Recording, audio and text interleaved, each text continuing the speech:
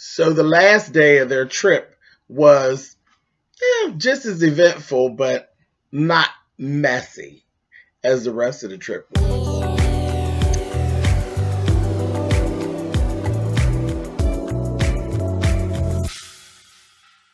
Hey guys, thanks so much for clicking on the video. This is my review for Married to Medicine. This is season 7, episode 13. Now, dig this. Now, we just got done with all of the little scandal of the little stripper club situation. And old Toya with her talking behind, she's throwing gasoline on the fire and basically speaking about it and say, oh yeah, Grimison told me. Cecil jumped right in and assured heavily Damon didn't even want to go to the strip club when we left the dinner. Nothing went on with Damon. Everything's cool. It wasn't, really wasn't all like that. I was like, she's so damn messy. Just hush. And then she was in her confessional. She's like, I ain't worried about my husband going to the strip club because they ain't got it like this. And she got on up and showed her behind and then pushed her titties up. I said, I ain't mad at you about that right there, Toya, because God knows I told you.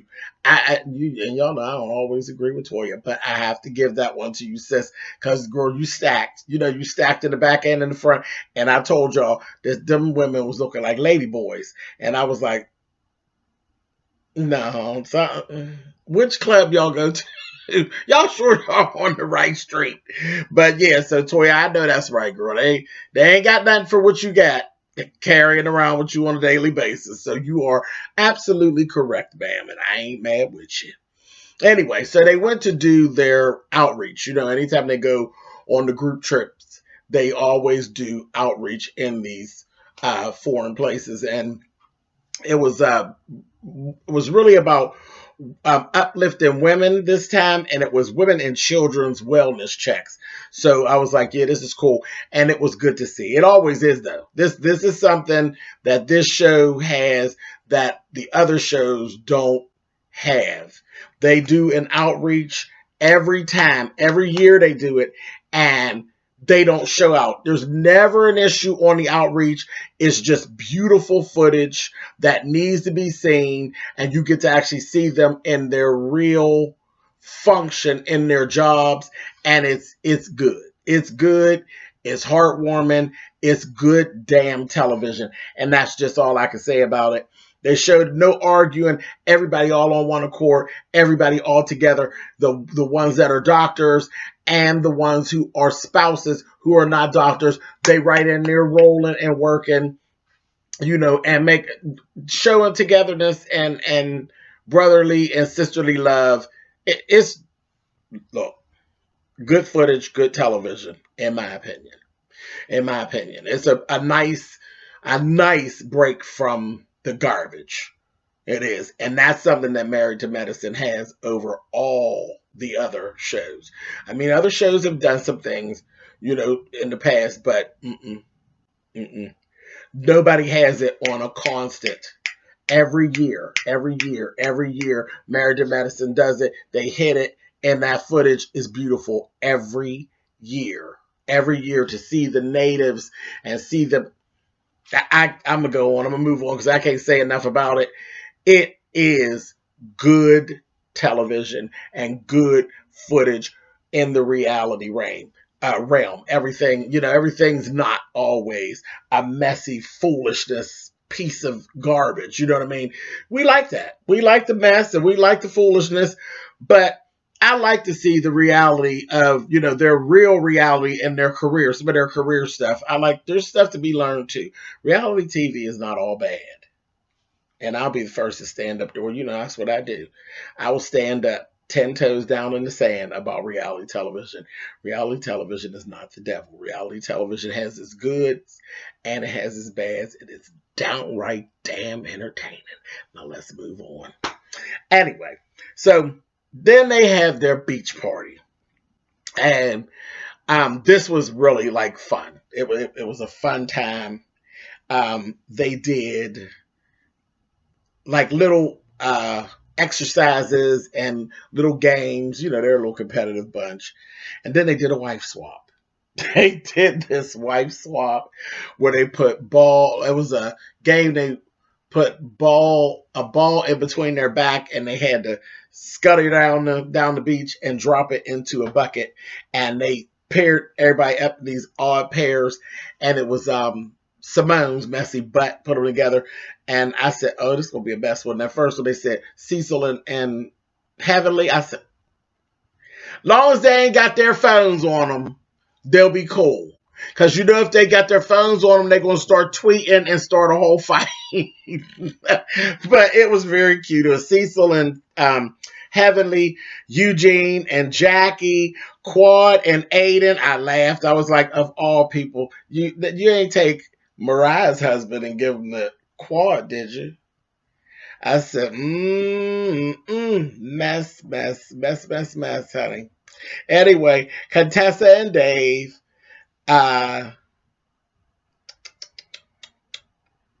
Toya and Scott, and then there was Buffy and I was going to call that man Lurch.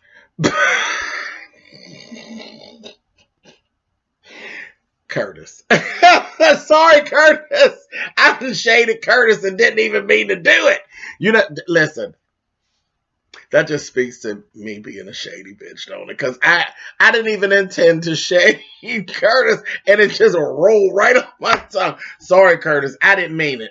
I'll get you another time when you do something that irks me. I'll get you. But that one, I'm gonna take that back, Curtis, because I didn't mean it. Because that's just my old shady nature that I just slid that one out on you because you didn't do anything to deserve that one. So I'm gonna take that back for now, Curtis. Anyway, moving on. Shady, Mr. Colwell. Shady. Anyway, so they did all of that, and Lord, Mariah in her confessional. Mariah has had herself a good time throwing jabs in the confessional is what she's done. She didn't do anything on the trip, so I'll give her that. She was on her best behavior on the trip, so good for you, Mariah. You didn't overpower anything, or because that's where she irritates me, when she usually is being overpowering or trying to make things about her. She didn't do any of that on this trip. I think she just kind of just really used it as a vacation. She chilled out and she just went and sat and rolled with the flow, and I think she didn't say anything, but I think she probably had herself a good time. She probably got some relaxation in that she actually needed. And hey, it's cool. I ain't got no shade to even throw at Mariah. She was cool. She was having a good time in them confessionals. They caught her on a week to do her confessionals where she was at her all-time shadiest. She threw daggers at Quad, and then she caught Damon with this one. She's like, oh yeah, me and Damon won because they won the little challenge. The little wife swap challenge. But she's like, yeah, he didn't cheat this time. I said, cut it out. Cut it out, Mariah, because you never came with the receipts. Cut it out. Anyway, they were at the table having their little lunch, and that they were talking about swingers. Swingers. Has anybody ever been to a swingers club? And everybody's like, oh no, child, no. Everybody's, I don't know. They were giving square. Honey, and that didn't bust out my girl, Tessa. Yeah, I went one time on an accident. Heifer. How you go to a swingers club on an accident? Now, Miss Contessa, child, Contessa is a true military chick.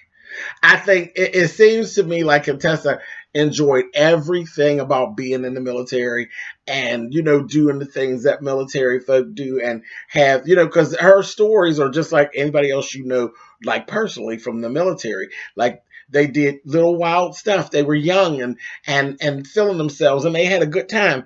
And I just kind of laughed because Scott laughed it off. Was like, she wasn't with me then. That's in her past. She was with some little dweeb, some little lame that didn't really know what to do with her. I said, I know that's right.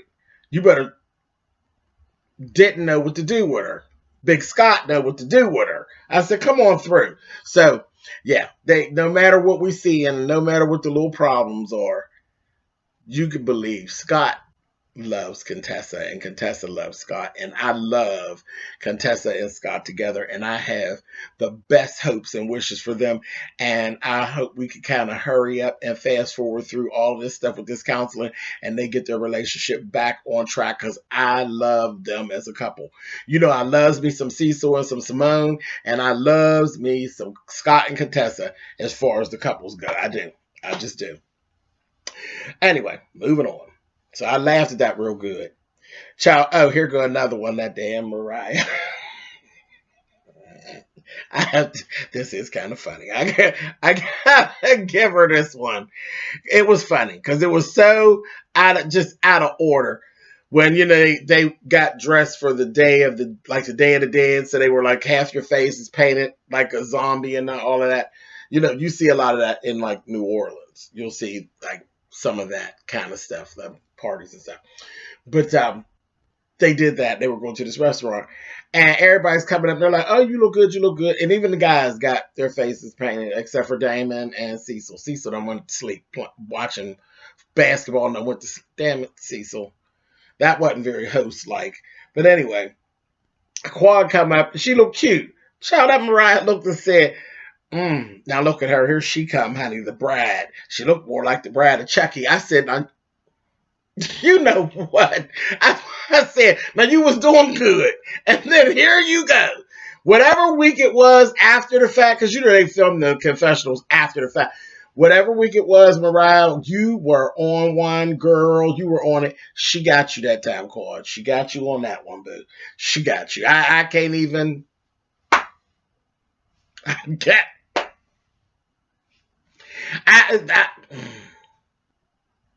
The get up did look like the bride of Chucky. That they did ever dress like the doll. Then she had the wedding gown, and that is the bride of Chucky. But whatever. That's the older dirty. She got you that time, Claude. It's all. Listen, I love a roast and a gag. It is what it is. Y'all know I loves me some Quad, but it is what it is. Mariah got a point for that one. Quad will get her back later, but she damn sure got her this time with the bride of Chucky, because that is what the look gave. But whatever. I said, Lord have mercy. Moving on. Now, Simone, when they got to dinner, she did this letter.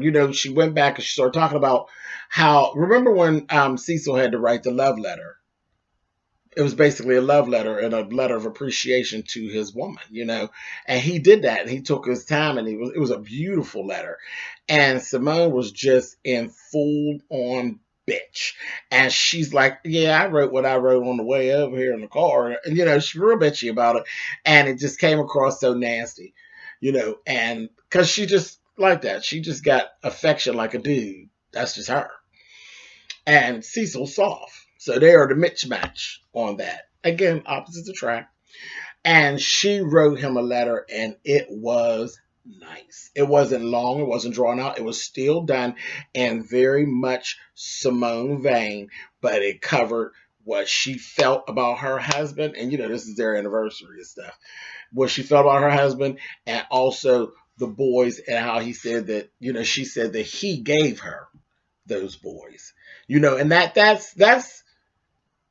that's powerful to me, when you have a couple and the couple have children and they speak that way about each other, that not like we got together and had these children, or we got together and we ended up with these kids. If you speak about it that God gave us these children, it'll get me right here, honey. And if they're speaking and they say that the other mate gave them like their best part and they had the children, baby, it just gets me right in my core, honey. So that was just beautiful to me. And I think Cecil was very, very touched. I was like, don't you start to crying. Don't you start to crying. But it was nice. It was nice. Then they did this little thing. I said, Lord, we got to have one little last piece of little shade, honey. They did this thing where you got to leave something here. Is what the Day of the Dead is all about. You're going to leave something here. Something negative, you're going to take it and leave it here on the island. And then something that you want to take home. Well, the last bit of shade for the trip jumped up. Good old Buffy. Old Buffy. Old can't let it go Buffy. Buffy, I told y'all, Buffy still, the apologies have been given and all of that, and we'd have moved on, but Buffy still holding on to a little taste. I can't even say nothing about it because y'all know I can be a grudge holding bitch. I can. So I said, this Buffy. Buffy jump out there in the street, baby, and gave, honey, you know, something she said, but it was like a little pot shot at Jackie that she wanted to leave how did she put it? Oh, she wanted to leave pettiness there and resurrect empathy. Now we all know who you're talking about.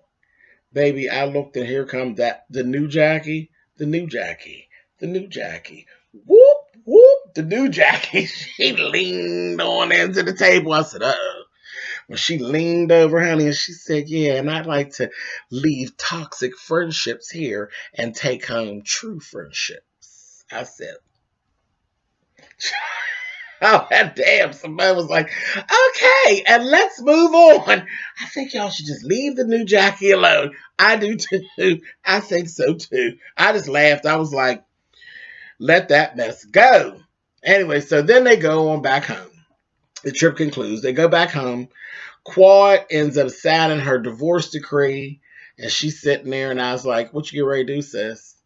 They showed her sitting there. She has a cute little dress on, cute little shoe.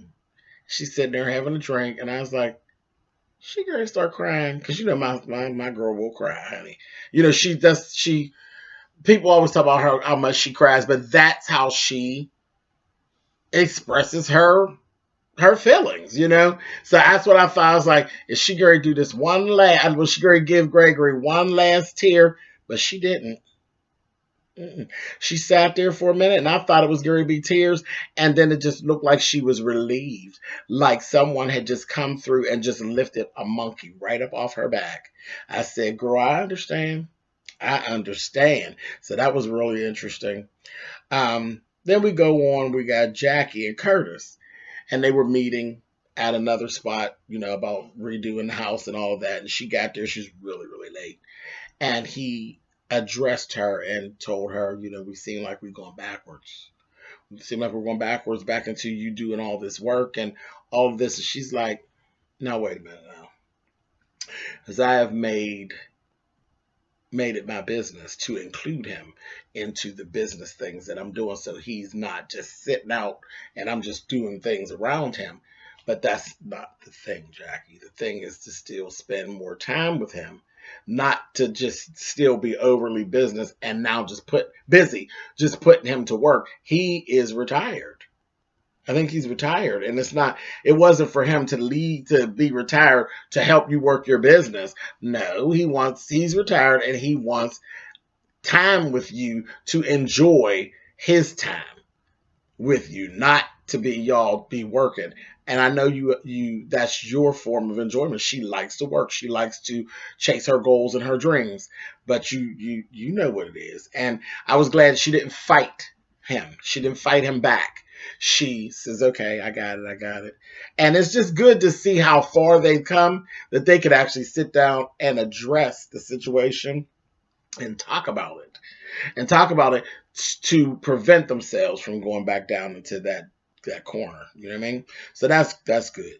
And let's go to the bad. We're going to flip this over. Tessa and Scott.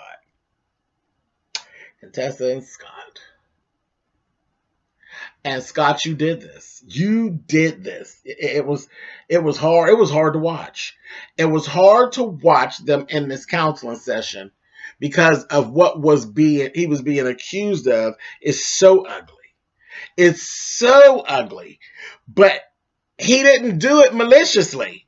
He did it. Now he flat out, Scott, I can't even take up for you, dude. You did it. You absolutely did turn the children on Tessa. You turned them on her by saying different things, and you did. You built a narrative like mommy is neglecting us. You built that narrative. And the only thing is, I don't believe he really didn't do it maliciously. He didn't realize that he was actually doing it, but he damn sure did it.